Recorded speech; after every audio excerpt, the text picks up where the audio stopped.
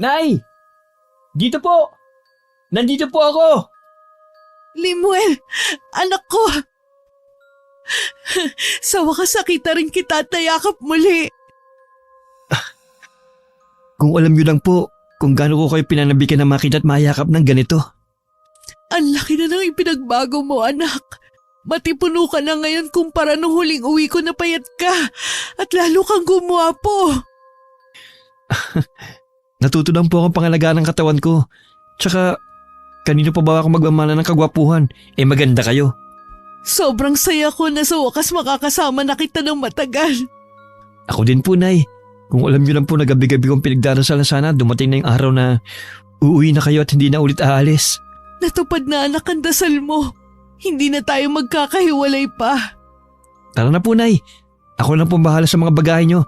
Naghihintay na po sa atin si Chong. Kasama mo pala si Tino. Bakit hindi siya sumalubong sa akin? Sabi niyo po kasi sa sasakyan lang siya maghintay. Ganun ba? Sige, tara na. Sabik na rin ako makita ang Chong mo. Mahigit 10 taon din ako nagtrabaho sa Kuwait bilang OFW.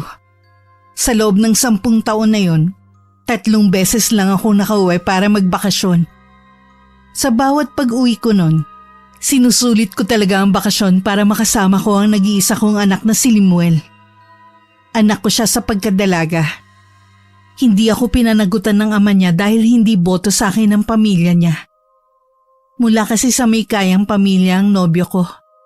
At ako naman ay mula sa mahirap na pamilya. Hindi naging madali ang buhay namin noon. Lalo't nagdadalang tao ako kay Limuel. Kabi-kabilang pangungutsari na natanggap ko sa mga tao dahil sa pagdadalang tao na walang asawa. Dahil ulila na kami na nag-iisa kong kapatid na si Tino, tangi siya lamang ang naging karamay ko nung mga panahon na yun. Dahil ultimo mga kamag-anak namin, tinalikuran kami. Tingin nila sa amin ay magiging pabigat lang. Oras na humingi kami ng tulong sa kanila.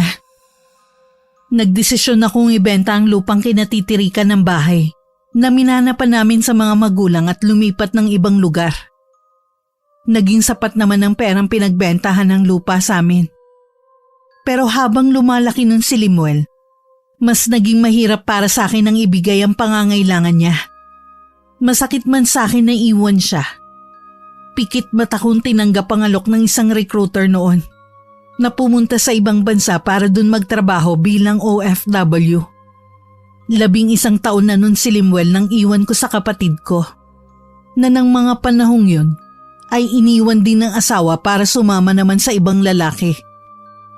Ate, maligayang pagbabalik. Kumusta ka na? Aba, parang pumayat ka yata ngayon na. Okay naman, ate. Sadyang nagpapait lang talaga ako. O bakit? May sakit ka ba? Wala naman. Medyo mataas lang ang sugar ko. Kaya kailangan buwasan ng kain ng kanin at matatamis. Yan pala man ang hilig mo noon. Tuwing nagpapadala ko ng package lagi mong request sa akin mga tsokolate. Nagkakaedad na rin kasi, kaya marami na rin nararamdaman. Sayang, marami pa naman akong dalang tsokolate dito. Bawal ka na pala eh. Pwede naman siguro kung titikim lang. Ay naku, Chong, kapag bawal na talaga. Tama ang pamangkin mo.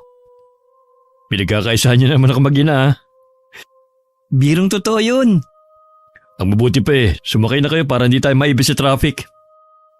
Habang lula ng sasakyan paalis ng airport, nakadungaw ako sa labas ng bintana. Sa nakalipas na mga taon kasi, marami na rin ang nagbago sa paligid. Mas dumami ang mga gusali at establishmento. Ang pag-uwi sa sariling bayan ang isa sa kinasasabikan ko at ang makapiling muli ang anak kong si Limuel. Napasulyap ako sa anak ko na nasa unahang bahagi ng sasakyan. Si Tino naman ang nagmamaneho. Inayos ko na lang ang pagkakasandal ko para makaidlip ako kahit konting oras. Hindi kasi ako nakatulog ng maayos sa eroplano dahil sa matinding pananabik na sa wakas ay makakauwi na rin ako. Mahinang pagyugyug sa balikat ang nagpagising sa akin. Ang nakangiting si Limuel ang nabungaran ko. Bahagya pa akong uminat bago sinilip ang labas ng sasakyan. Nasa tapat na kami ng bahay na ipinagawa ko. Medyo makulimlim din ang paligid. Tila anumang oras ay babagsak ang ulan. Nahakot na ng kapatid ko ang mga bagahe ko. At ako naman ay saglit lang nagpahinga sa kwarto ko. Tinawag lang ako ni Limuel para sabihin kakain na. Umorder umano ang kapatid ko ng mga lutong pagkain para sa pagdating ko. Ang dami namang pagkain. May mga bisita bang darating? Wala po, Nay. Para sa inyo po ang lahat ng yan. Kain na po. Paborito niyo pong lahat ang in-order ni Chong. Sigurado raw kasi na yan ang namimiss niyo eh. Sinabi niyo pa. Yan nga talagang namimiss ko nung nasa ibang bansa ako. Meron naman doon na nabibilhan ng pagkain Pinoy. Pero iba talaga kapag nandito ka sa sariling bayan. Oh, ano pang iniintay niyo? Tara nang kumain. Salamat Tino ha. Nag-abala ka pa talaga. Wala yun. Hindi mo kailangang magpasalamat. Inabutan ako ni Limuel ng plato at kubyertos. Pinagsaluhan namin ng gabing yun ang masarap na handa nila sa akin.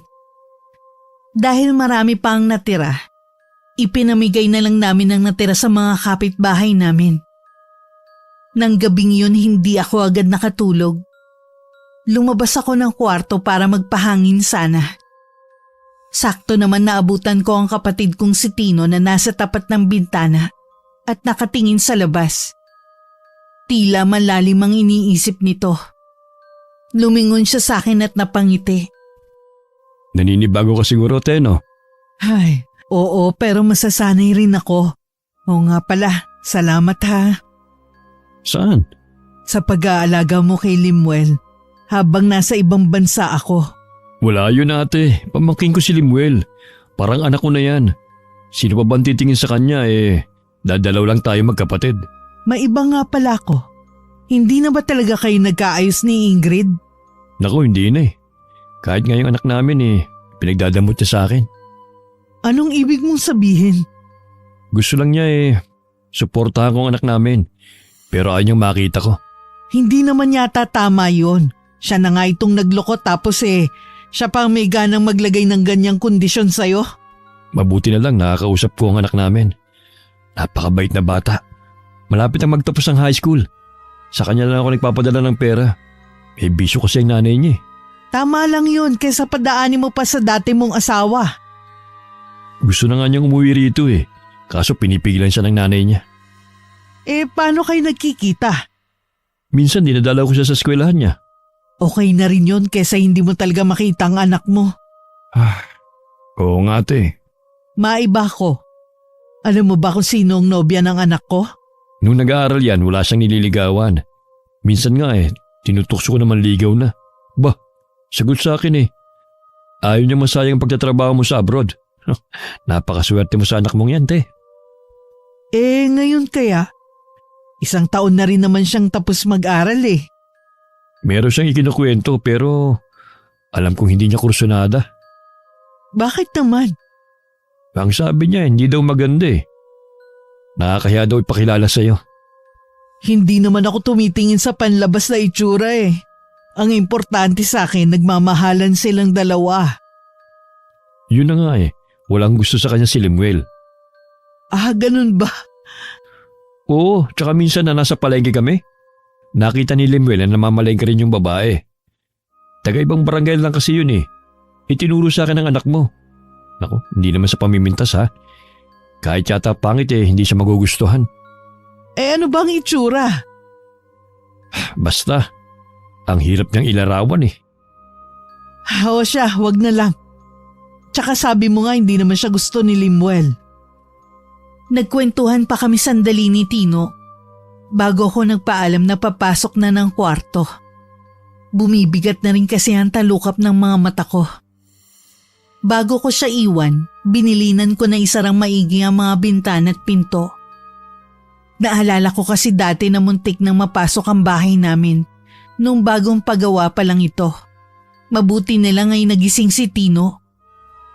Bago pumasok sa kwarto, sinilip ko muna si Limuel sa kwarto niya. Nakatabi lang ng akin. Nakadapa siya at mahimbing na ang pagkakatulog. Kinabukasan naman, maaga akong nagising para ipagluto si Limuel bago siya pumasok sa munisipyo sa bayan kung saan siya nagtatrabaho. Oh, gising ka na pala. Sige na, maupo ka na riyan. Malapit na tong sinangag. Dapat po nagpapahinga pa kayo ngayon, Nay. Alam ko pagod pa kayo eh. Hayaan mo na ako. Gusto ko namang pagsilbihan ka. Namimiss ko kasi tong ginagawa ko sa'yo noon eh. Hayaan mo naman na makabawi ako sa'yo. Sa dami ng sakripisyo niyo sa akin, matagal na po kayo nakabawi. Masaya akong pagsilbihan ka. Hayaan mong asikasuhin kita hanggat hindi ka pa nag-aasawa. Wala pa po sa isip ko yan, Nay. Sabi ng tiyong mo sa akin wala ka pa raw nobya. Bakit naman? Abala lang kasi ang mga babae sa pag-aaral ko. Noon yun. Ngayon naman nakapagtapos ka na at may trabaho ka na. Hindi ko pa po kasi nahahanap ang babaeng gusto ko eh. Ano ba kasing katangian ng babaeng hinahanap mo? Yung pong katulad niyo sana, Nay. Kung ako magiging panuntunan mo sa paghahanap ng babaeng magugustuhan, mahihirapan ka talaga. Hanapin mo yung itinitibok ng puso mo. Opo. Sa ngayon po focus muna ako sa trabaho at sa inyo. Mabuti pa kumain ka na. Nilagyan ko na ng sinangag ang plato ni Limuel.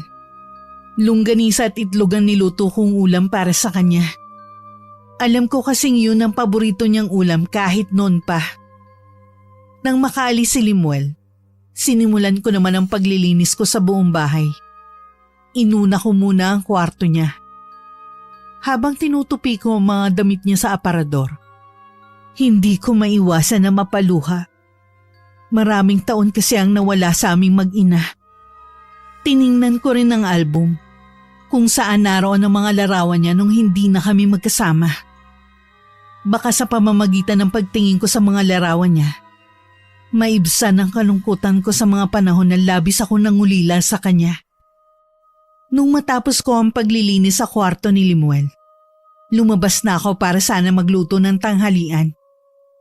Pero naabutan ko si Tino sa kusina na naglilinis ng isda. Ako na riyan. Wag na ate, magpahinga ka na lang dyan. Ako nang bahala sa tanghalian natin. Ikaw nang nagluto ng almusal natin eh. Pareho kayo ng sinasabi ni Limuel. Ginagawa niyo naman akong lumpo kung hindi ako kikilos dito. Hindi naman namin sinabi na habang buhay kang wag kumilos. Ang sa amin lang, ipahinga mo muna ang sarili mo sa trabaho. Hindi naman kasi ko sanay na walang ginagawa eh. Bakit hindi mo dalawin ang mga dati mong kaibigan? Naisip ko nga rin yan at madalhan na rin ng mga pasalubong. Ate, may sasabihin pala ako sa'yo. Tungkol naman saan? Tungkol sa tatay ni Limuel. Pwede ba Tino? Huwag mo nang banggitin ang tungkol sa taong yan. Ayoko na makabalita ng kahit ano sa kanya at sa pamilya niya. Baka lang kako kasi maging interesado ka lang. Pwes wala na akong pakialam pa sa kanya. Bakit parang nagagalit ka pa rin? Ibig sabihin, apektado ko pa rin sa kanya. Oo, apektado pa rin ako dahil sa ginawa niya at ng pamilya niya sa akin. Pero puro galit na lang ang nararamdaman ko sa kanya. Kinakarma na nga sila ngayon eh. Ha? Ano ka mo? Kinakarma na kako sila ngayon. Buti nga sa kanila. Nung sabihin ko nga kay Limuel, wala siyang reaksyon man lang. Noon pa naman kasi, tanggap na niyang wala siyang ama. Wala na rin siyang pakialam sa tatay niya. Mabuti nga yung tanggap na agad niya. Hindi na ako mahihirapang pang magpaliwanag sa kanya. Hindi na muli pang binanggit ni Tino ang tungkol sa ama ni Limuel. Hanggang ng mga sandaling ito, may kirot pa rin sa puso ko ang tungkol sa ginawa niya at ng pamilya niya sa akin. Pero nasisiguro kong wala na ni katiting na damdamin sa puso ko para sa kanya. Samantala, hindi naman maipinta ang mukha ni Limuel nang makita sa kantinang isang babaeng halatang kanina pa naghihintay sa kanya. Lemuel, buti dumating ka na. Kanina pa kita hinihintay eh. Gusto ko kasing sabay na tayo mananghalian. Kumain na ako kanina. Bibili lang sana ako ng maiinom. Ha? Saan ka kumain? Sa opisina. Ganun ba? Akala ko kasi dito kakakain eh. Sa susunod, huwag mo na akong hintayin pa. Kasi gusto ko kasi… Ayaw kitang kasabay kumain. Teka lang, Lemuel. Huwag mo naman ako talikuran. Mag-usap muna tayo. Bakit ba ganyan ka makitungo sa akin? Wala ka ba talagang pakiramdam ha? O sadyang makulit ka lang? Gusto ko lang naman makipagkaibigan sa'yo. Ayaw kitang maging kaibigan. Pakiusap lang. Huwag na huwag ka nang lalapit sa akin kahit kailan. Pero Lemuel, teka lang. Tumalikod na lang si Lemuel at hindi na itinuloy ang pagbili ng maiinom sa kantin. Buong maghapon tuloy mainit ang ulo niya dahil kay Lyra. Sa munisipyo rin nagtatrabaho si Lyra bilang sekretary ng mayora nila. Matalino naman ang babae at magaling makisama sa mga katrabaho. Pero una pa lang na pagkikita ng dalawa, mabigat na ang loob ni Lemuel sa kanya. Lagi niya kasing nahuhuli ang babae na nakatingin sa kanya. Harap-harapan din ang pagbibigay nito ng pagkain sa kanya. Madalas na kinakantsawan na siya ng mga katrabaho nila na lalong ikinaiirita niya. Madalas din siyang hintayin nito sa pagkain. Kaya naman huling tanghalian para hindi masira ang araw niya. Sa opisina na lang siya kumain. Sa pag-aakalang wala na doon ang babae kaya siya bumaba para bumili sana ng maiinom. Kaya pagdating kahit nagmano sa akin si Lemuel, nahalata ko agad na masama ang timpla niya. Oh, may nangyari ba sa trabaho, anak? Wala naman po, Nay. Pagod lang po. Magmerienda ka muna. Nagluto ako ng turon dyan. Mamaya na lang po siguro. Magpapahinga lang ako. Gusto mo bang hilutin ko ang ulo mo? Pwede po ba, Nay? Oo naman. Teka, kukunin ko ang langis ko. Isa po sa namimiss ko sa inyo noon. Kapag masakit ang ulo ko o di kaya katawan, lagi niyo ako hinihilot. Ngayon na magkasama na tayo ulit, huwag kang magdadalawang isip na magsabi sa akin kung may masakit sa'yo, ha? Opo, Nay. Ramdam ko ang pagod mo, anak. Dapat nagre-relax ka rin.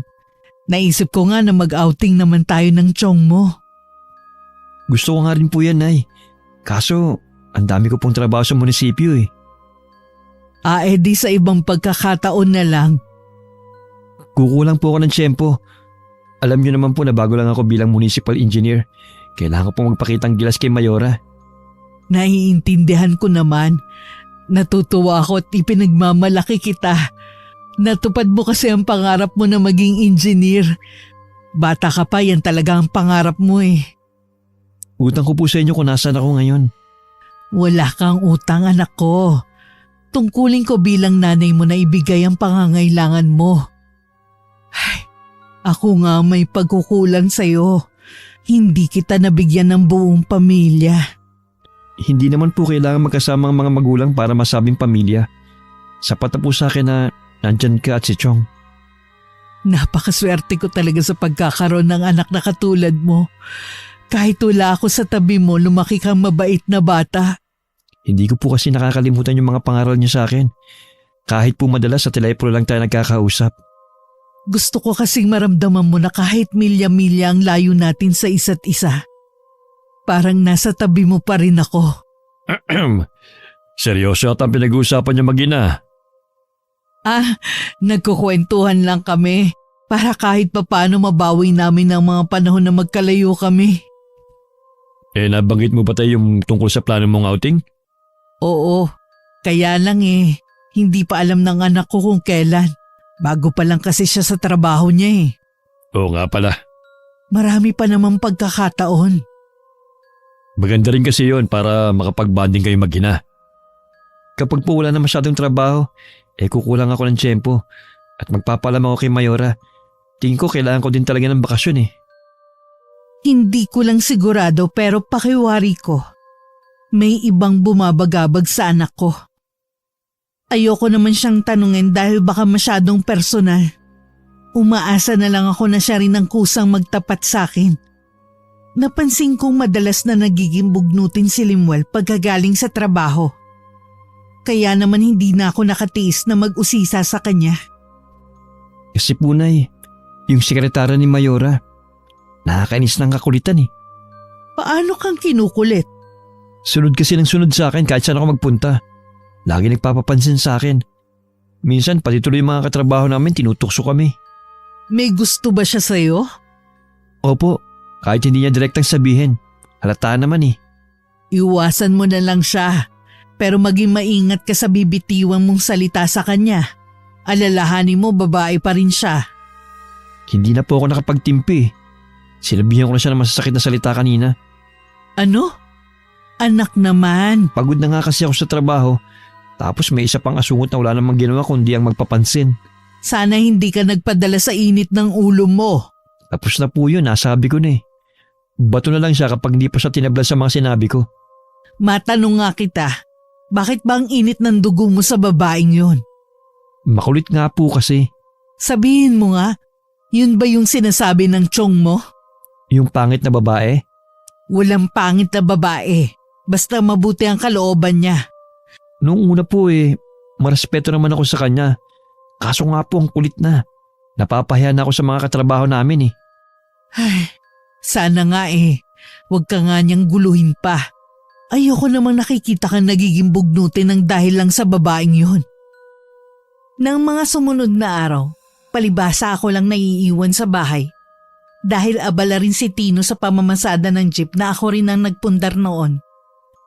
Inabala ko na lang ang sarili ko sa pagtatanim ng mga halamang namumulaklak sa malawak na bakuran namin.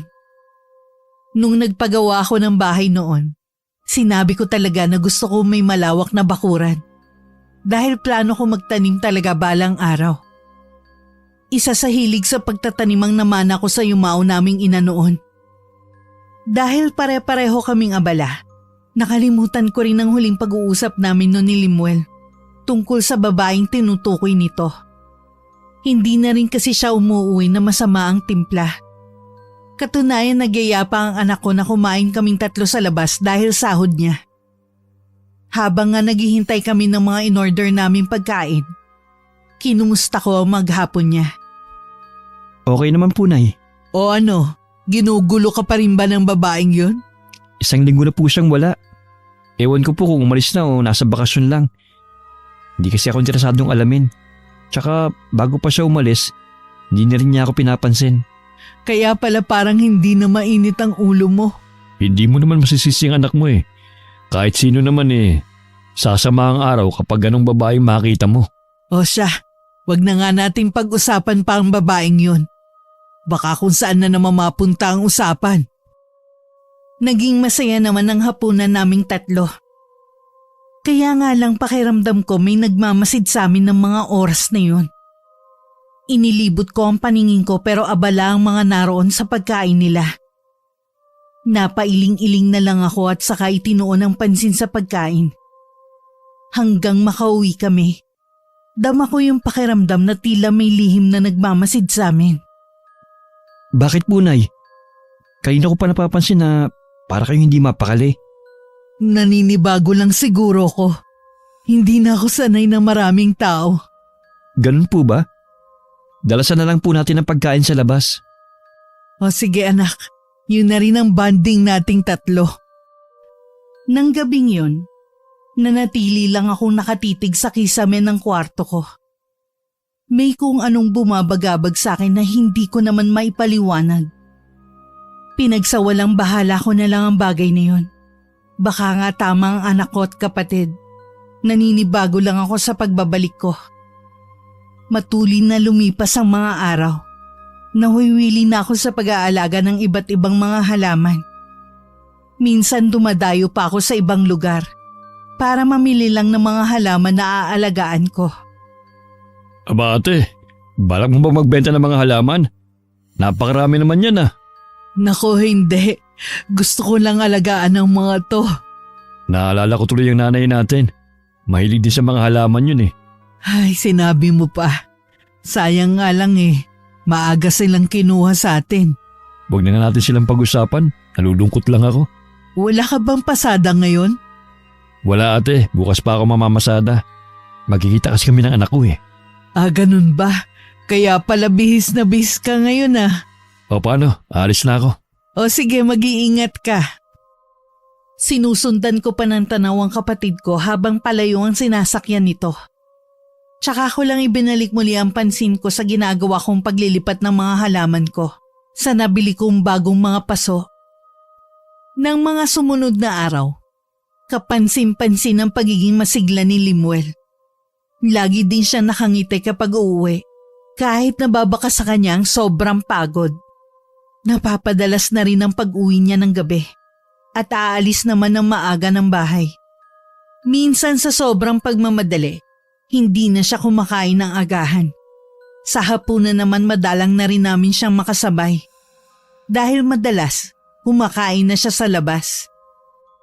Nakakapanibago ang ikinikilos ng anak mo. Hindi naman siya dating ganyan.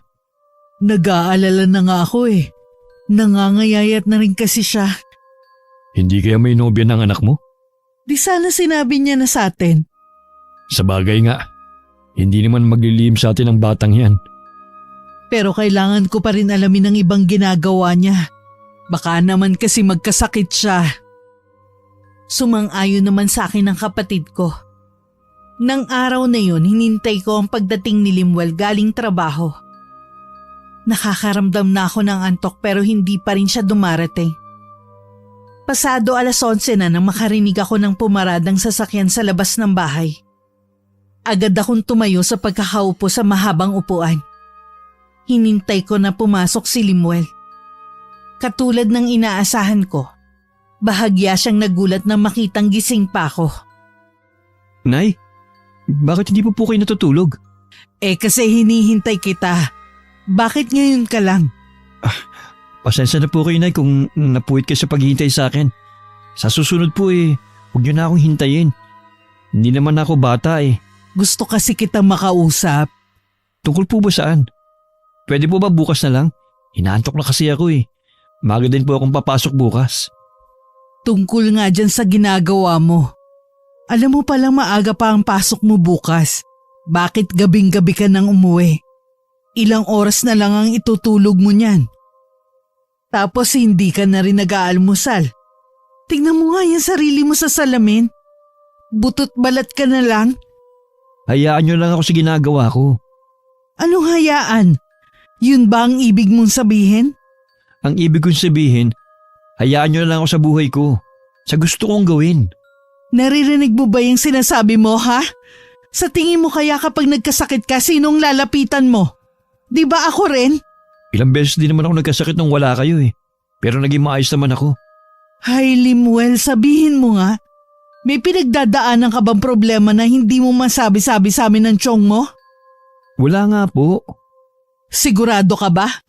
Baka ayaw mo lang magsabi. Hindi naman ako magagalit eh.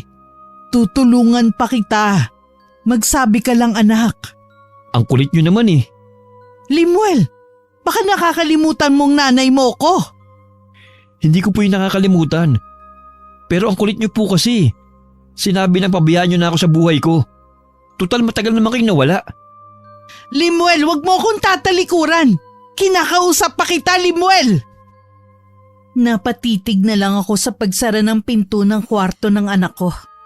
Napatulala na lang ako pagkatapos. Hindi ako makapaniwala sa inasal niya sa akin. Sumagi din sa isip ko ang mga binitiwan niyang salita sa akin kanina. Biglang nanikip ang dibdib ko at parang gusto kong maiyak. Kinabukasan maaga pa rin akong bumangon para ipagluto ng almusal ang anak ko. Nang pumasok siya sa kusina, wala siyang imik na dumulog sa hapagkainan. Napansin ko na tamilmil siyang kumain at tila malalim ang iniisip. Naisip ko na lang na baka dahil sa nangyari kagabi. Ilang sandali lang, umalis na rin si Limuel nang hindi nagpapaalam sa akin. Naiiling na lang akong nasundan siya ng tingin. May nangyari ba? Nagkaroon lang kami ng konting pagtatalo kagabi. Kaya pala. Pero dapat nagpaalam pa rin siya. Hindi yung para kang hangin na hindi nakita. Hayaan mo na. Palalamigin ko muna ang sitwasyon. Tsaka ko na siya kakausapin ulit. Kakausapin ko rin siya. Nag-aalala na rin kasi ako sa kakaiba niyang ikinikinis itong mga nakaraang araw eh. Sa pagdaan ng mga araw, Imbis na magkaayos kaming mag-ina, tila ba lalong lumala ang sama ng loob sa akin ni Limuel.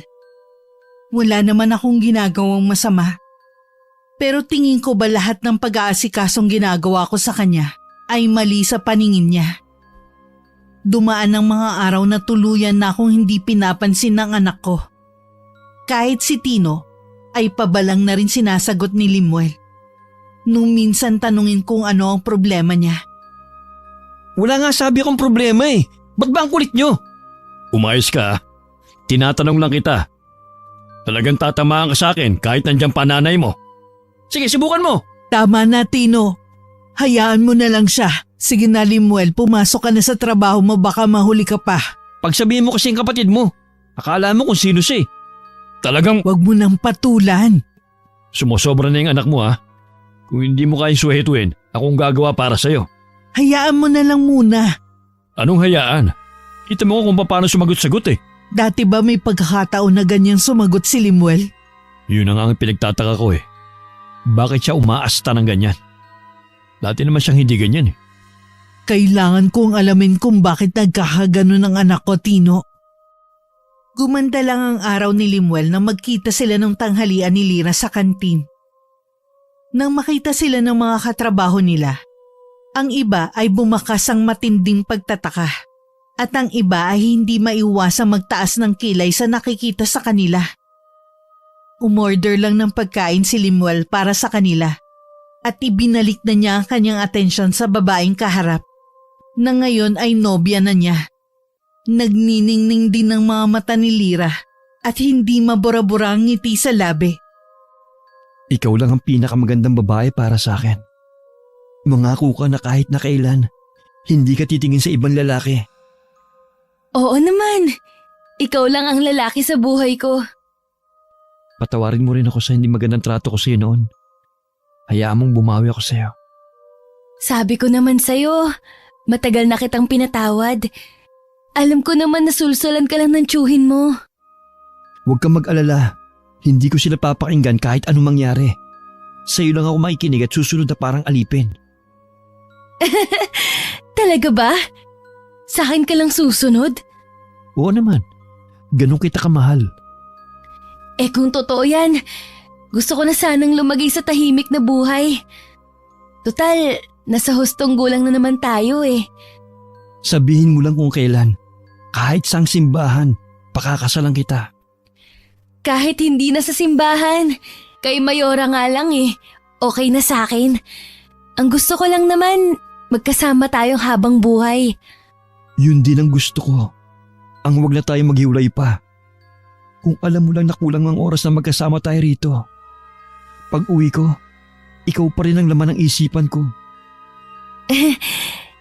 Kaya nga, magpakasal na tayo sa lalong madaling panahon para lagi na tayong magkasama. Kung ganon, aayusin ko na mga kakailanganin natin sa kasal. Lalong lumawak ang pagkakangiti ni Lira sa narinig na sinabi ng anak ko. Ang mga nakarinig naman sa usapan nila ay hindi makapaniwala na maririnig yun kay Limuel. Punong-puno rin sila ng pagtataka sa ikinikilos niya. Hindi naman kasi kaila sa buong building kung gano'n niya kinaiinisan si Lira. Alam nilang may mali pero hindi naman nila matukoy kung ano. Ang alam lang nila, mula nang bumalik si Lira mula sa pagbabakasyon nito galing probinsya, doon na rin nagbago si Limuel. Naging mabait at malambing na siya rito, na tila pinananabikan niya talaga ang pagbabalik ng babae. Dahil sa nangyari kay Limuel, wala akong ganang gumawa ng kahit ano sa bahay. Hindi ko na rin masyadong naaalagaan ang mga halaman ko. Ayoko sanang gawin ng isang bagay na matagal ko nang nilimot. Pero tingin ko yun lang ang paraan para matulungan ko ang anak ko. Ate, akala ko ba kakalimutan mo na yung gawain mong yan? Bakit inilabas mo na naman yung kahon na yan? Wala naman akong planong manakit eh. May kailangan lang akong gawin para malaman ko ano bang nangyayari kay Limuel. Baka may pinagdadaanan lang ang anak mo. Baka pagod lang sa trabaho. Hindi, Tino. Bilang ina, nararamdaman kong may hindi tamang nangyayari kay Limuel. Ano sa tingin mo nangyayari sa kanya? Hindi ko alam pero nararamdaman ko na merong itim na mahika na kumokontrol sa kanya. Kinukulam ba si Limuel? Hindi siya kinukulam. Meron lang ginawa sa kanya para maging sunod-sunuran siya sa taong yun. Pero sino kayang gagawa nun? Hindi na muna mahalaga kung sino siya. Kailangan ko munang matulungan ang anak ko na makawala sa taong yun. Nang araw na yun hindi umuwi si Limuel. Hanggang inabot na ng 3 araw. Sa labis kong pag-aalala, nagpasama ako kay Tino sa munisipyo kung saan nagtatrabaho si Limuel. Ngunit ni isa sa kanila ay walang alam kung nasa ng anak ko. Maging sila man ay nagtataka daw sa naging pagbabago sa ugali nito. Wala na raw makalapit pa dito dahil lahat kagalit. Wala kaming pagpipilian kundi umuwi na muna sa bahay. Kaya ganun na lang ang gulat namin na madatnan namin si Limuel doon. Limuel, bakit ngayon ka lang umuwi? Sobrang nag-aalala kami sa'yo. May importante lang po akong inaasikaso. Aalis din po kagad ako. Ha? Pero kararating mo lang ah. May importante nga akong inaasikaso eh. Ano ba yung inaasikaso mong importante ha? Basta po, kailangan ko nang umalis. Hindi ka aalis hanggat hindi mo ipinapaliwanag kung ano ba yung inaasikaso mo. At kailangan mo pang mawala ng ilang araw. Para kang walang kasama sa bahay ah. Ano kami ng tiyong mo? Tau-tauhan mo? Nasa hustong gulang na ako. Eh ano ngayon? Nanay mo pa rin ako. Karapatan ko malaman ang mga pinagagagawa mo. Tsaka ano yung nasa envelope na yan? Bitiwan niyo po yan. Wala kayong… Teka, ano tong mga dokumento na to? Saan mo gagamitin? Ate, mukhang nagbabalak na magpakasal ng anak mo. Ano? Kaya ba sinasabi mong nasa hustong gulang ka na? Opo, at hindi niyo ako mapipigilan. Hindi ka naman pinipigilan eh. Pero bakit kailangan mong ilihim? Hayaan niyo lang ako sa gusto ko. Hinahayaan ka naman namin eh. Hindi ko lang maintindihan kung bakit hindi mo sinasabi na may bala ka na palang mag-asawa. Ipakilala mo sa amin ang babaeng yan. Hindi po maaari. Tiyak naman natututol kayo eh. Bakit naman kami tututol? Kung nagmamahalan kayo, walang magiging problema sa akin. Yung babae na ba yan ang dahilan ng bigla mong pagbabago? Huwag niyo po siyang pagbibintangan ng ganyan. Wala po siyang kinalaman sa pagbabago ko. Eh bakit hindi mo siya iharap sa amin? Hindi po pwede. Pues, hindi mo makukuha mga dokumento na to hanggat hindi mo ipinapakilala ang babaeng yan. Hindi niyo magagawa yan sa akin. Huwag niyo kaming paglayuin. Hindi ko kayo pinaglalayo. Gusto ko lang siyang makilala para mabasbasan ko rin ang relasyon nyo. Nakikiusap po ako, Nay. Narinig mo bang sinabi ko? Parang batang humihikbi pa ang anak ko na tinalikuran kami. Pumasok siya sa kwarto niya at nagkulong doon. Nang lumapit ako sa may pinto, may narinig akong kausap niya sa kanyang cellphone. Parang nagsusumbong siya dito habang umiiyak. Napagtanto ko ng mga sandaling yun na tama nga ang kutob ko. Hindi na ako nag-aksaya pa ng panahon. Agad ko nang inihanda ang mga kakailanganin ko para agad kong malunasan si Limuel. Tutol naman si Tino sa plano kong gawin. Baka pwedeng humingi lang tayo ng tulong sa ibang manggagamot. Bakit pa? Kaya ko naman pagalingin ang anak ko. Ayoko lang kasi na yan na magtulak sa'yo para bumalik sa dati mong gawain. Nangako ka, ate. Gagamutin ko lang si Limuel. Wala akong balak bumalik sa ginagawa kong pangungulam. Sige na nga. Pero pagkatapos, itago mo na ulit ang kahon na yan, ha? Huwag kang mag-alala. Wala akong balak balikan ng nakaraan. Sana nga. Ayoko lang kasi na matulad ka kay inay. Batid mo naman kung anong ikinamatay niya. Nakahanap siya ng magaling na katapat. Huwag mo nang ipaalala ang nangyari kay inay. Bakit wag? Kung yun lang ang paraan para hindi mo na maisipan pang balikan ang ginagawa mo dati. Kung magsalita ka parang hindi ka naniniwala sa akin ah. Naniniwala naman ako. Kaya lang, gusto ko pa rin paalalahanan ka. Baka kasi dahil kay Limuel makalimot ka. Nang maiwan akong mag-isa, tsaka ako kinuha ang itim na libro na galing kay inay. Binuklat-buklat ko yun hanggang mapunta sa pinakahuling pahina. May binasa ko doon na isang orasyon na kailangan ko. Nung gabing yun, nagpasabi ako kay Tino na wag akong aabalahin. Ang inay po. Ay, nasa kanyang kwarto. Nagpasabi na huwag muna siyang aabalahin. May kailangan ka ba sa kanya? Meron po sana Hihingin ko yung dokumento sa kanya. Hindi mo ba naiintindihan ang sinasabi ng nanay mo, ha? Ipakilala mo muna sa kanya ang babaeng yon. Ipapakilala ko din naman po pero hindi pa sa ngayon. Sino ba kasing babaeng yon? Saan mo nakilala? Basta po. Anong basta?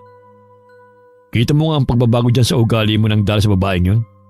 Natuto kang sumagot ng pabalang sa nanay mo. Sumusobra naman kasi si nanay paminsan Ano? Nanay mo pa ang sumusobra sa lagay na yan? Huwag na po tayo magtalo pa, Chong. Mabuti pa. Matutulog na lang ako. Di ka na ba maghahapunan? Hindi na po. Itutulog na lang ang hapunan. O siya, bahala ka na nga. Hindi naman ako magugutom kundi ikaw. Hindi rin makakain si Tino ng hapunan, kaya itinabi na lang niya ang ulam. Hindi rin siya makatulog sa labis na pag-aalala. Hinintay na lang niya akong lumabas ng kwarto ko. Malapit na nun maghating gabi. Naabutan ko pa siyang naghihikab sa may sofa. Tumayo siya nang makita ko. Sumenyas ako sa kanya na huwag maingay.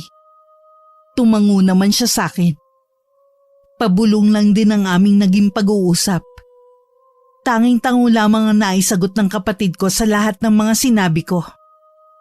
Kinabukasan, maaga akong bumangon kahit puyat ng nagdaang gabi. Niluto ko lahat ng ulam na paboritong almusalin ng anak ko. Lahat ng iyon ay nilagyan ko ng sangkap na ako lang ang nakakaalam. Nang pumasok siya sa kusina, matamis akong ngumiti sa kanya. Niluto ko lahat ng paborito mo. Halika na, anak. Nay, pwede po bang ibigay niyo na sa akin yung mga dokumento na kailangan ko? Oo naman, ibibigay ko sa iyo ang hinihingi mo. Talaga po? Pwede po bang inyo na ibigay? Sige, ibibigay ko sa iyo pero kumain ka muna. Paano ako makakatiyak na ibibigay niyo nga? Wala ka bang tiwala sa nanay mo? Meron naman po kaya lang. Sige na, maupo ka rito. Masarap ang mga hinanda ko sa iyo.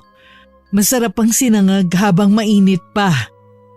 Sige po, kakain na ako. Habang kumakain ka, kukunin ko na ang hinihingi mo. Lihim akong napangiti nang makitang sumandok ng sinangag at ulam si Limuel. Sunod-sunod din ang kanyang ginawang pagsubo. Kitang-kita sa mukha nito na nasarapan sa niluto ko. Habang abala siya sa pagkain, masigla naman akong pumasok sa kwarto ko at saka kinuha ang envelope na nasa higaan ko. Paglabas ko, sarap na sarap pa rin sa pagkain ng anak ko. O, ito na ang hinihingi mo. Salamat po, Nay. Sana naman ipakilala mo sa akin ng babaeng nakabihag sa puso ng nag-iisa kong anak.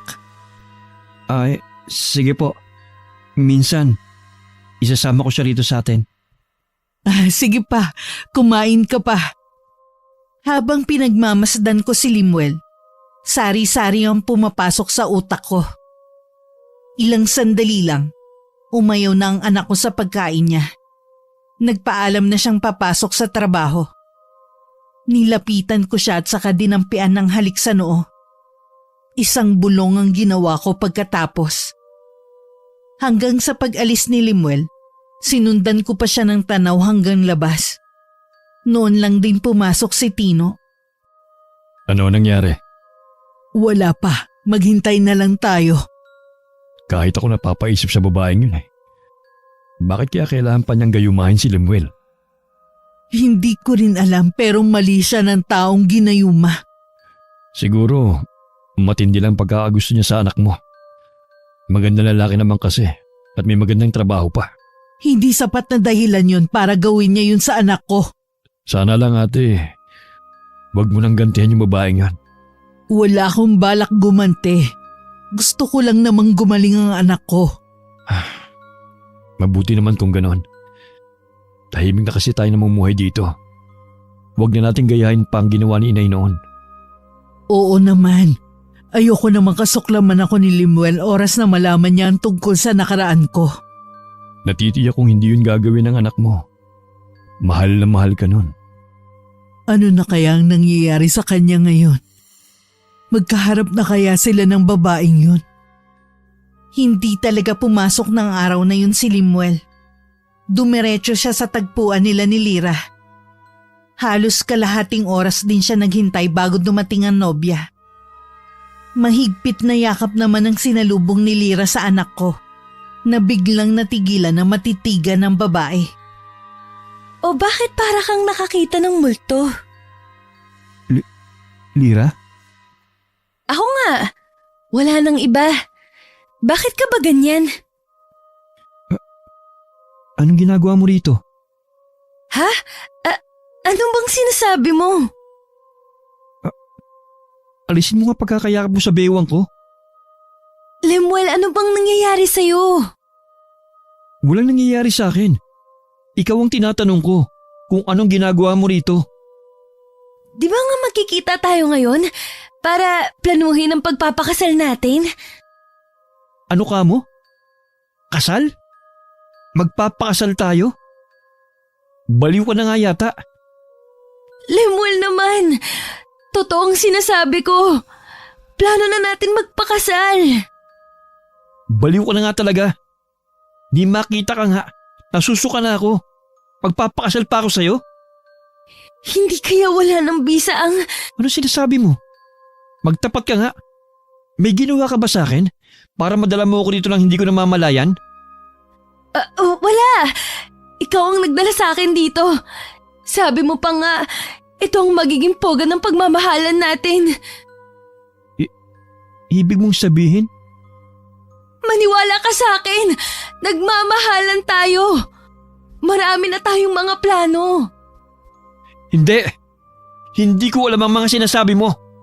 Sinabi lang lumayo ka sa akin. Ano bang gusto mong gawin ko? Para maniwala ka ulit sa akin. Huwag mo muna akong kausapin. Naguguluhan lang ako lalo. Isa lang ang alam ko. Kahit kailan, hindi kita magugustuhan. Kaya wag na wag mo nang babanggitin ang sinasabi mong kasal. Yun naman ang totoo eh.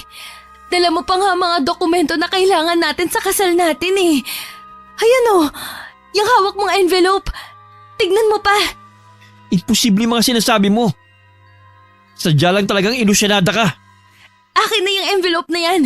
Ipapakita ko sa'yo na totoong sinasabi ko. Ha?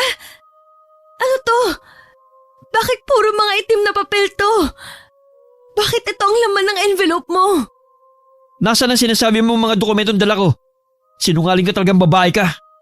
Maniwala ka sa akin, Lemuel. Nagsasabi ako ng totoo. Alam mo ikaw, matagal na ako nagtitimpi sa iyo eh.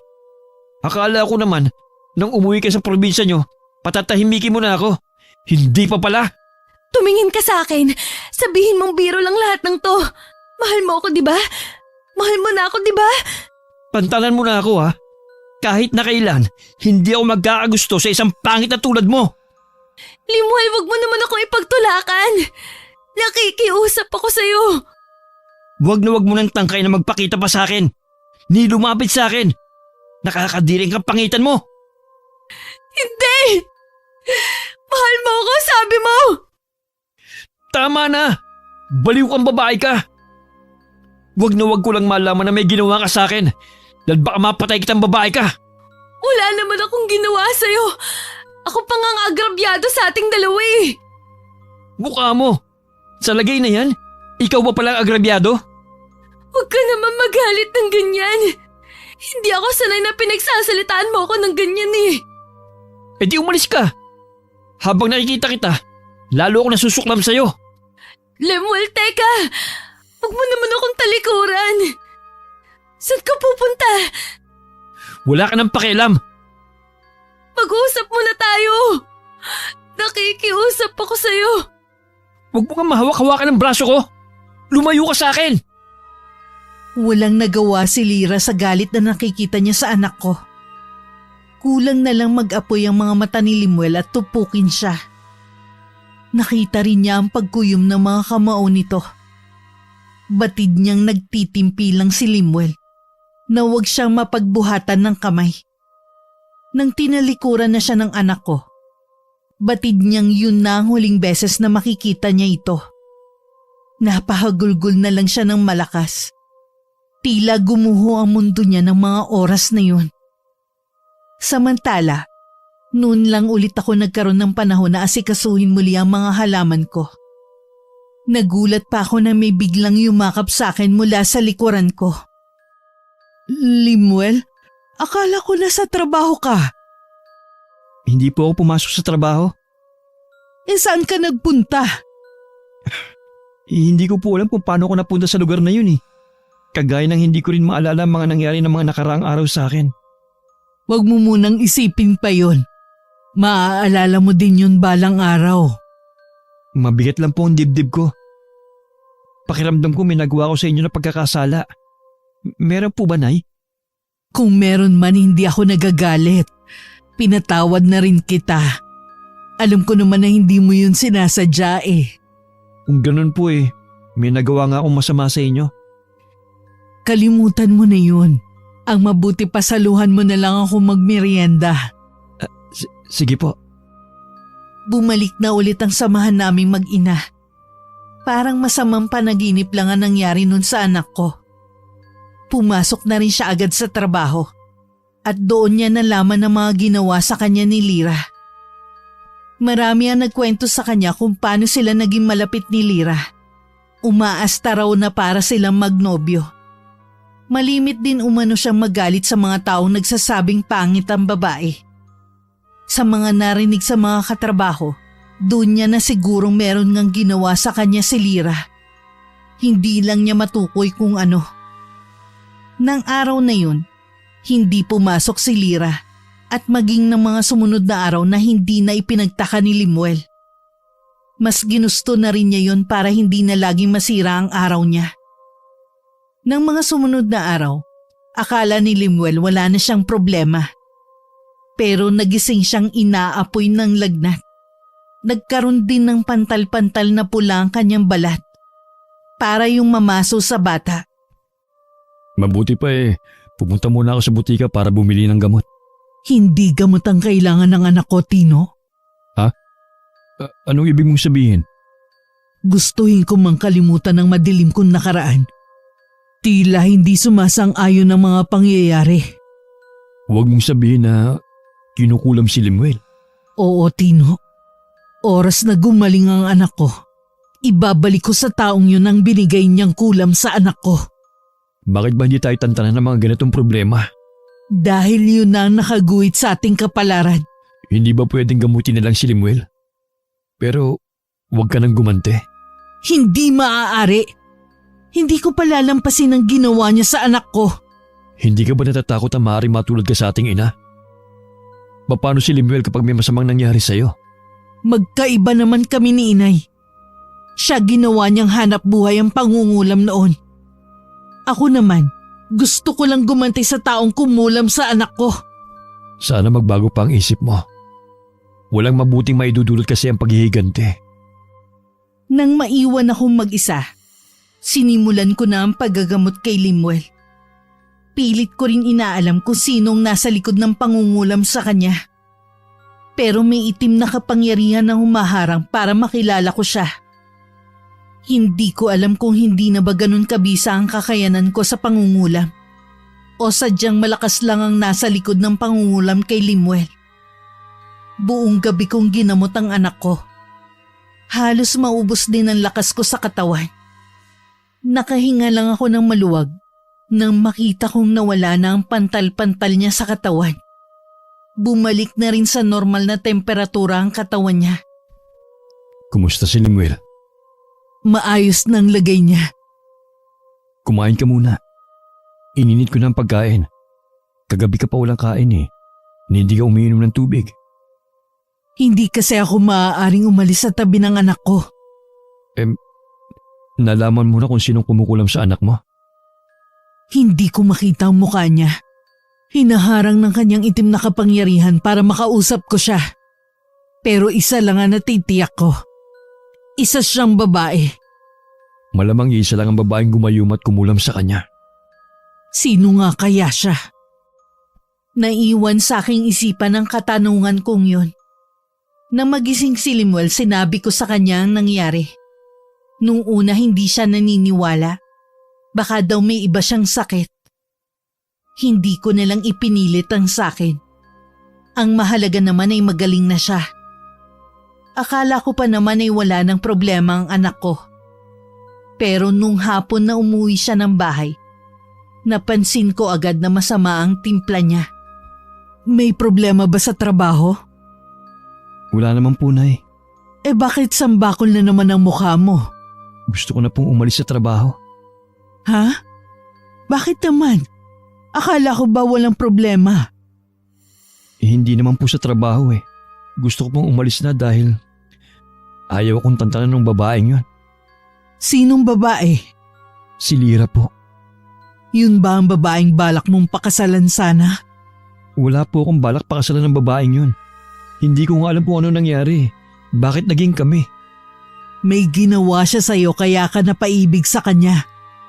Kung talagang nahihirapan ka na ng dahil sa babaeng yun, umalis ka na nga sa trabaho mo. Marami ka naman trabahong pwede mo pang pasukan. Oho, bukas na bukas din po. Hindi ko maiwasang makaramdam ng galit sa babaeng tinutukoy ng anak ko. Hindi na talaga mapipigilan pa ang plano ko sa kanya. Gaya ng sabi ni Limuel, umalis na siya sa trabaho. Lagi na lang siyang nasa bahay. Nagkaroon tuloy kami ng mahabang oras na magkasama. Minsan tinutulungan niya ako sa paghahalaman. Isang araw galing ako sa palengke. Naabutan ko siyang mainit ang ulo. Ano nangyari? Galing po kasi dito si Lira. Ano ka mo? Ano daw ang kailangan niya? Gusto po niyang panagutan ko yung nangyari sa amin. Hindi ko nga po maalala mga sinasabi niya. Ang mabuti pa, wag mo na lang siyang harapin kapag pumunta ulit dito. Ako na lang ang bahala sa kanya. Nagkataon po kasi na nasa labas ng bahay kaya po nakita niya ako. Nagkataong pang pumunta ako ng palengke. Sayang hindi ko siya nakita. Pagkatapos ng araw na yun, lagi na lang nagkukulong si Limuel sa kwarto niya. Nakikita ko ang malaking epekto sa kanya ng ginagawa ng babaeng yun. Halos hindi na siya makakain. Naaawa na ako sa kanya. Kinausap ko si Tino tungkol sa babaeng yun. Kung alam ba nito kung saan nakatira. Ibig mong sabihin ate, ang tinutukoy na babaeng muntik ng pakasalan ng anak mo, ang babaeng gumayuma sa kanya at kumulam ay si Lira? Kilala mo ba siya? Yun nga yung babaeng pangit na sinasabi ko sa'yo. Yung habol ang habol kay Limuel. Akala ko naman ibang babae na. Siya pa rin pala. Tibay din naman ang babaeng pangit na yun. Kung gaano pala kapangit ang itsura niya, ganun din pala ang pag-uugali niya. Hindi na siya nahiya. Makailang beses siyang pinagtabuyan ni Limuel noon. Sadya talagang pinagsisiksikan niya ang sarili niya sa taong sukang-suka naman sa kanya. Alam mo ba kung saan siya nakatira? Sa pagkakaalam ko lang sa kabilang barangay. Pero hindi ko alam kung saan ang saktong lugar. Balak mo bang puntahan siya? Oo. Wag na ate.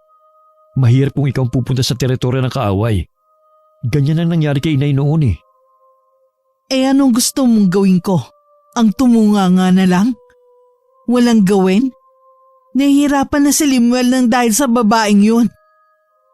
Kilala ko ang babaeng yun. Hindi nun titigilan si Limuel. Tiyak na babalik ulit yun dito sa bahay. Sige lang, bumalik siya rito. At ako na ang makakaharap niya. Sa loob ng isang linggo, hindi nagpunta sa amin si Lira. Kung kailan namang handang-handa na ako sa pagharap sa kanya, tsaka hindi nagpakita. Hindi ko alam kung sadyang malakas lang ang pakiramdam niya, kaya alam niyang merong mangyayari sa kanya. Sa kabila ng masamang plano ko, pumabor pa rin sa akin ng pagkakataon. Isang umaga, balak ko sanang puntahan ang binibilhan ko ng mga halaman. Tumawag kasi siya sa akin at sinabing may bagong dating ng mga halaman. Baka raw magustuhan ko dahil galing ibang bansa. Ngunit hindi agad ako nakaalis ng araw na yon. Isang babaeng dumating, ako ang nagbukas ng tarangkahan. Hinagod ko agad siya ng tingin. Kinutuban agad ako na siya nga si Lira. Tama nga ang pagkukwento ng kapatid ko tungkol sa babae. Pandak at may kabataan ito. Maitim din ang balat. Makapal din ang mga labi, kilay at may kalakihan ng ilong. Lihim na lang ako napahinga ng malalim sa pag-aaral sa itsura nito. May kailangan ka? Si Limuel ang kailangan ko. Wala siya dito eh. Alam kong nandyan siya. Kaya wag mo nang itago. Kilala mo ba kung sinong kaharap mo, Iha? Siguro ikaw ang nanay niya na nang iwan sa kanya. Nang iwan ba ka mo? Oo. Di ba iniwan mo siya? Para magtrabaho sa ibang bansa. Tama ka, Iha. Iniwan ko siya para magtrabaho sa ibang bansa. Para maibigay ko sa kanya ang magandang buhay. Nakapagtapos siya ng pag-aaral. At nakapagtrabaho sa munisipyo kung saan kayo nagkakilala. Salamat sa pag-iwan ko sa kanya. Hay, pwede bang pakitawag na lang po siya? Meron kasi akong gustong sabihin sa kanya eh. Gaya ng sinabi ko, wala ang anak ko rito. Hindi ako naniniwala. Wala na siyang trabaho kaya wala siyang ibang pupuntahan. Talaga bang ganyan kakadesperada, ha? Ayaw sa'yo ng anak ko. Bakit habol ka pa ng habol sa kanya? Hindi ikaw ang gusto kong makuusap kundi si Limuel. Kaya ilabas mo na siya. Sinabi na nga wala si Limuel dito eh. Hindi ako naniniwala. Alam ko nandyan siya. Limuel! Lumabas ka dyan! Meron lang akong gustong sabihin. Kausapin mo naman ako. Huwag mo akong pagtaguan. Hindi ka ba talagang makaintindi? Wala dito si Limuel. Umalis ka na lang. Hindi ako aalis hanggat hindi ko nakakausap si Limuel. Talaga bang mahirap maunawaan na ayaw sa'yo ng anak ko? Umalis siya sa trabaho ng dahil sa'yo. Ayaw ka na niyang makita. Hindi totoo yan. Siguro sinulsulan niyo si Limuel na layuan ako, no? Hindi naman niya ako iniiwasan dati. Marami na nga kaming plano eh. Mahal ako ni Limuel. Alam mong ilusyon mo lang na mahal ka ng anak ko. Ginayuma mo lang siya, kaya akala niya mahal ka niya. Pero tapos na ang kahibangan niya sa'yo. Nagising na siya sa katotohanan. Hindi ko alam ang sinasabi mong gayuma. Nagmamahalan kami ni Limuel. Siya nga, kaya ba iniiwasan ka na niya ngayon? Nilalason mo kasi ang isip niya. Kayo ng kapatid mo. Mahal talaga ako ni Limuel. Kung ako sa'yo, titigilan mo na ang anak ko kung ayaw mong ibalik ko sa'yo ang mga ginawa mo sa kanya. Ha? Hindi ko alam ang sinasabi mo. Huwag ka na magkaila pa. Ginayuma mo siya nung una. Nang hindi ka magtagumpay, kinulam mo naman ang anak ko. Huwag mo akong pagbibintangan ng ganyang kasamang bagay. Hindi ko yan magagawa sa mahal ko. Eh bakit ka namumutla? Sino pa naman ang hindi matatakot sa mga sinasabi mong matanda ka? Ngayon alam ko na kung bakit hindi ka magustuhan ni Limuel. Maliban sa pangit ka na, pangit din ang pag-uugali mo. Anong sinabi mo? Hoy! Anong ginagawa mo rito, ha? Wala ka talagang modo. Nanay ni Limuel ang kaharap mo. Isa ka pa! Umalis ka na. Bawal dito ang pangit. Akala niyo kung sino kayong kagaganda ng mga itsura. Pare-pareho lang naman tayong tao ah. Ikaw kasi ang nauna. Hindi kami mga palapintas na mga tao. Pero sa nakikita ko, nasa iyo ang problema. Hindi naman kayo ang gusto kong makausap eh. Ipakausap mo na lang sa akin si Limuel. Hindi ka nun haharapin. Sukang-suka na ang pamangking ko sa'yo. May araw din kayo. Pagsisisihan niyo ang ginawa niyong to sa akin! Huwag mo kaming pagbabantaan, Iha, sa sarili naming pamamahay. Hindi mo kami kilala. Baka bumalik sa'yo ang mga binibitiwan mong salita. Hindi ako natatakot sa inyo! Hindi niyo rin ako kilala! Nasundan na lang namin ng naiiling na tingin ng pag-alis ni Lyra. Ngayon ko lang nauunawaan ng anak ko na kahit kailan hindi niya magugustuhan ng babae. Si Tino na nagsara ng gate. Nakasunod pa rin siya ng tingin sa babae na makailang beses pang lumingon sa amin. O di ba? Ang kapal ang pagmumukha ng babaeng yon. Bagay na bagay ang itsura at ugali. May mga tao pala talagang ganun. Oo naman, marami sila. Si Limuel. Ayun, nasira na naman ang araw. Narinig kasi ang boses ni Lyra. Sabi ko wag na lumabas. Kawawa naman ang anak ko. Kasalanan lahat ng babaeng yun eh. Sumang-ayon naman ako kay Tino. Walang dapat sisihin kundi si Lyra. Habang lumilipas ang mga araw, nakikita ko ang pagiging miserable ng anak ko nang dahil sa kanya. Nang gabing yun, ako na lang ang gising sa bahay. Nakakaramdam ako ng kakaiba. Alam ko hindi pa rin kumukupas ang kaalaman ko sa pangungulam. Dama ko na may mga matang nagmamasid sa amin. Pumasok ako sa kwarto at inilabas muli ang kahon kung saan nakalagay ang itim na libro at iba pang gamit sa pangungulam. Galing pa ang mga gamit na yun sa yumao naming nanay. Sa akin niya ipinamana ang kanyang kaalaman sa pangungulam. Dahil tanging sa anak na babae lamang pwedeng ipamana ang kaalamang yon. Kinuha ko rin ang itim na libro at saka umusal ng orasyon na naglalaman ng kahindik-hindik na sumpa. Kinabukasan nanghihina ako at halos hindi makabangon. Pero hindi ako nagsisisi sa ginawa ko nung nagdaang gabi. O ate, tinanghali ka ata ng gising ngayon ah. Kasi napuyat ako kagabi. Tinuloy mo na ba ang plano mo? Oo, pagkatapos kong makaharap ang babaeng yon. Siya nga pala, nagpaalam si Lemuel na makikipagkita sa kaibigan niya. Hapon na raw siya uuwi. Mabuti nga't nang hindi na siya nagmumukmok dito sa bahay. Yun nga ang sabi ko sa kanya eh. Oh, ate, okay ka lang? Medyo nahihilo lang ako. Anong oras ka ba natulog kagabi? Umaga na halos. Tsaka malaki ang nawala sa aking lakas. Tigilan mo na kasi ang ginagawa mo. Ipaubahin na lang natin sa Panginoon ang lahat. Gusto ko lang turuan ng leksyon ng babaeng yon. At para tigilan na rin niya si Limuel. Sa ginawa mo, baka tigilan na nga niya ang anak mo. Sa ginawa kong kulam sa babaeng yon, titigilan na talaga niya si Limuel. Hindi ako papayag na masira ang buhay na nag-iisa kong anak nang dahil sa kanya. Gabi-gabi ko pa rin ginagawa ang orasyon sa kwarto ko. Kailangan ko kasing ulit-ulitin yun para mas mabisa ang epekto nun sa babaeng yun. Isang araw habang nasa bakuran ako at naglilipat ng mga bagong bili kong halaman sa mga paso, dumating si Limuel. Hindi na ako nagulat sa ibinalita niya sa akin. Wala siyang kaalam-alam na ako ang nasa likod ng lahat ng yun. Dapat nga matuwa ka sa nangyari sa babaeng yun. Parang nakaganti ka na rin. Kahit po marami siyang ginawang hindi maganda sa akin, hindi ko po gugustuhin na magkasakit siya ng malubha. Isipin mo na lang na bumalik lang sa kanya mga ginawa niyang kasamaan. Oo nga po, hindi ko kailangan makonsensya. Hindi naman ako may gawa nun sa kanya eh. Nasa na daw si Lyra? Sabi ng kaibigan niya, sinubukan daw nilang dalhin sa ospital pero tumanggi.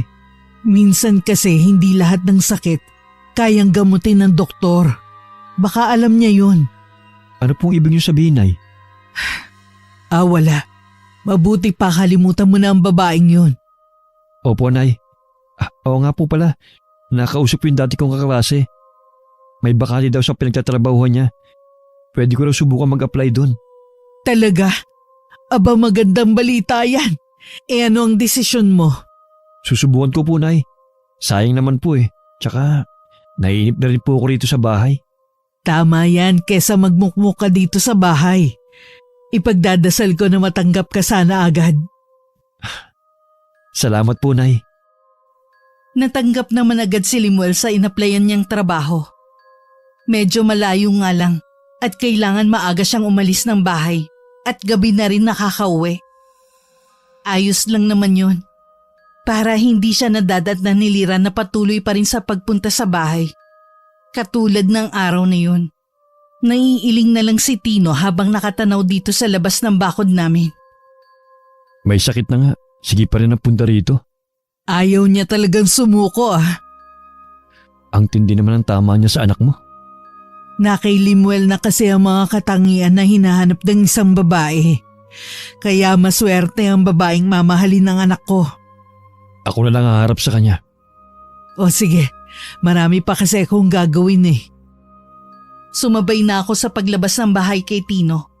Dumiretso ako sa mga halaman ko. Samantalang siya, nilapitan si Lira na may takip pa ng tela ang buong mukha. Malapit lang naman sila sa pwesto ko, kaya rinig na rinig ko pa rin ang kanilang pinag-uusapan. Bakit nandito ko na naman, ha? Gusto kong makausap ang nanay ni Limuel. Ano ang kailangan mo sa kapatid ko? Bakit hindi siyang lumapit sa akin? May ginagawa siya. Kaya sa akin mo lang sabihin ang pakay mo. Nakikiusap ako sa'yo. Siya ang gusto kong makausap. Hindi ko alam ang sinasabi mo. Aba, marunong ka na makiusap ngayon? Hindi naman ako magtatagal eh. Hindi ko kasi alam kung gusto kanyang kausapin eh. Sige na, kakausapin ko na siya, Tino. O sige, pero dito lang ako. Baka mamaya kung ano naman ang sabihin ng babaeng yan sa'yo eh. Ano bang kailangan mo sa akin? Alam kong ikaw ang bigawan nito sa akin. Hindi ko alam ang sinasabi mo. Huwag ka nang magsinungaling pa. Alam mong kasalanan sa Diyos ang ginagawa mo. Kasalanan ba ka mo sa Diyos? Yung ginawa mo sa anak ko, hindi ba kasalanan sa Diyos? Wala akong intensyon manakit ng tao. Gusto ko lang naman makuha ang puso niya eh. Yun lang ang intensyon ko. Hindi katulad mo. Gusto mo akong magdusa. Walang magulang na gustong masaktan ng kanilang anak. Kapag naging ina ka na rin, tsaka mo ko maiintindihan. Kahit ano pang dahilan mo, mali pa rin ang ginagawa mo. Kaya ka lang nagpunta dito para sabihin ng mali ko. Hindi. Nandito ako para makiusap, magmakaawa o kung kinakailangan na lumuhod sa harapan mo. Tanggalin mo na ang sakit na ibinigay mo sa akin.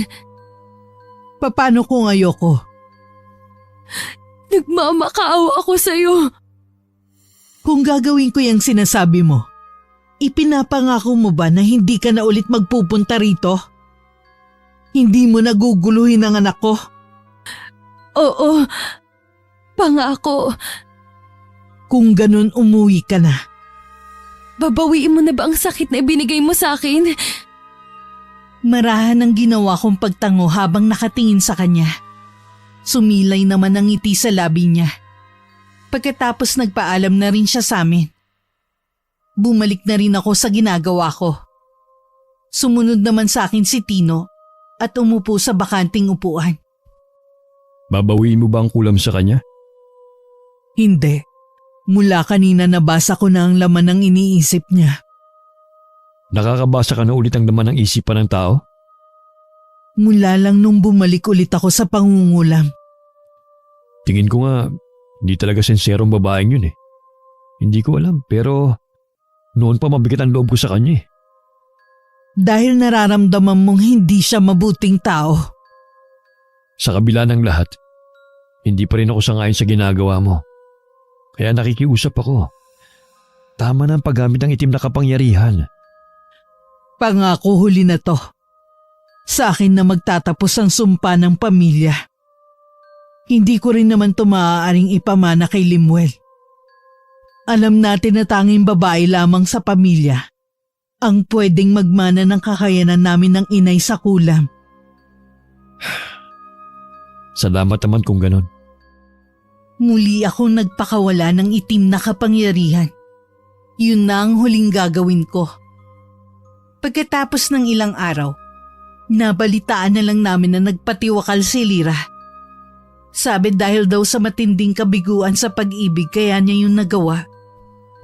Nagulat naman si Limuel, pero para na rin siyang nabunutan ng tinik sa dibdib sa pagkawala nito.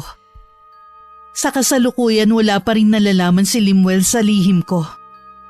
Minabuti ko na wag na lang sabihin sa kanya. Dadalhin ko na lamang yun hanggang sa aking huling himlayan. Matapos kong ibaon ang kahon kung saan naroon ang itim na libro at gamit sa pangungulam, nagpunta ako sa simbahan at nagbalik loob sa Panginoon. Marami akong inihingi ng kapatawaran. Nakalimot ako na lahat ng mga biyayang natatanggap namin ay galing sa Kanya.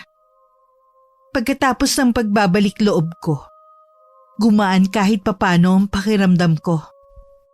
Sa paglipas ng mga panahon, maraming beses na sinubok ang aking katatagan ng mga problema. Totoo nga ang sinasabi nila. Habang lumalapit ka sa Panginoon, susubukin na mabibigat na problema ang pananampalataya mo. Isa sa ipinagpapasalamat ko ay kasama ko lagi ang aking anak at kapatid. Sila ang naging lakas at sandalan ko sa mga panahong nawawalan na ako ng pag-asa sa buhay. Wakas. Nay! Dito po! Nandito po ako!